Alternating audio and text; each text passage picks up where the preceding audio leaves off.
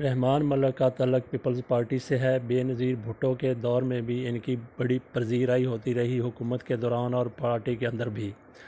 لیکن اس کے بعد پھر ان کی ساری وابستگیاں وہ آصف علی زرداری کے ساتھ ہو گئیں، اور جس طریقے سے پھر بے نظیر بھٹو کے ساتھ یہ کار میں تھے جب بے نظیر بھٹو شہید ہوئی ہیں،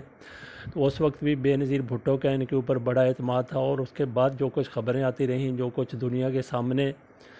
جس قسم کی افواہیں تھیں یا جو بھی چہمگوئیاں تھیں، ان میں یہ کہا جا رہا تھا کہ آصف علی زرداری نے بے نظیر بھٹو کو قتل کروایا ہے، اور اس معاملے میں رحمان ملک بابر اعوان کی مشاورت بھی شامل ہے، بلکہ وہ اس سازش کا دونوں حصہ بھی رہے ہیں مشاورت کے علاوہ۔ بہرحال یہ تو کیا سرائیاں ہیں، ان کے اوپر کچھ کہا نہیں جا سکتا، لیکن وہاں سے جس طریقے سے یہ بے نظیر بھٹو کی کار سے نکل کے بھاگے ہیں، تو انہوں نے پھر دم لیا جا کے بلاول ہاؤس میں، راستے میں کوئی انہوں نے پتہ نہیں کیا کہ بے نظیر بھٹو کے ساتھ کیا ہوا، کیا بیتی ان کے ساتھ۔ تو ایسی چیزوں کو کہ آصف علی زرداری کے ساتھ رحمان ملک کی خصوصی طور پر قربتوں کے حوالے سے بڑی بڑی شہادتیں آپ کے سامنے ہیں، بڑے بڑے ثبوت آپ کے سامنے ہیں، بڑے بڑے آپ کہہ سکتے ہیں کہ بہت کچھ اس حوالے سے پیش کیا جا سکتا ہے رحمان ملک اور آصف علی زرداری کی قربت کے حوالے سے۔ تو رحمان ملک اس دور میں جب یوسف رضا گیلانی وزیر اعظم تھے، آصف علی زرداری صدر تھے، تو اس دور میں یوسف رضا گیلانی کی تو اتنی نہیں چلتی تھی جتنا عمل دخل رحمان ملک کا تھا۔ پورے ملک میں وزارت عظمیٰ پر یوسف رضا گیلانی بیٹھے ہوئے تھے، لیکن اختیارات عملی طور پہ رحمان ملک کے ہاتھ میں تھے۔ تو وہ جو کرتے تھے، سفید کرتے تھے، سیاہ کرتے تھے، آصف علی زرداری کے علم میں لا کے کرتے تھے، یہ نہ لا کے کرتے تھے۔ بہرحال آصف علی زرداری کی طرف سے ان کو کھلی چھوٹ دی گئی تھی، جس طریقے سے وہ چاہیں معاملات کو حل کریں، چلائیں، اور ان کا رحمان ملک ہی وہ بندے تھے جو جب ایم کے الطاف حسین کوئی تھوڑا بہت ادھر و ادھر ہوتے تھے تو رحمان ملک ہی جا کے ان کو راہ راست پر لے آتے تھے یا منا لیتے تھے، ان کی ڈیمانڈیں پر سے پوری کرتے تھے، جو بھی کرتے تھے۔ رحمان ملک کے حوالے سے بھی ان کا کردار رہا ہے،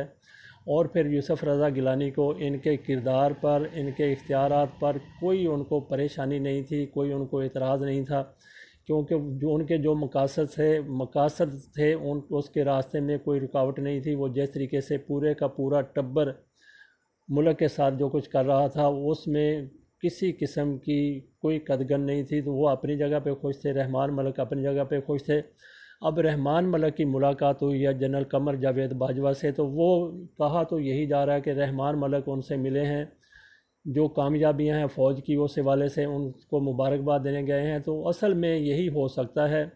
ہم اس ملاقات میں تو موجود نہیں تھے، نہ ہی کوئی ہمارے اتنے ذرائع ہیں، لیکن اندازہ لگایا جا سکتا ہے کہ رحمان ملک جس طریقے سے آصف علی زرداری کے قریب ہیں، پہلے بھی تھے، اب بھی ہیں، اب ان کی وفاداریاں پوری طور پر آصف علی زرداری کے ساتھ ہیں، ان کی سیاسی وابستگی بھی ان کے ساتھ ہے۔ بلاول بھٹو زرداری اور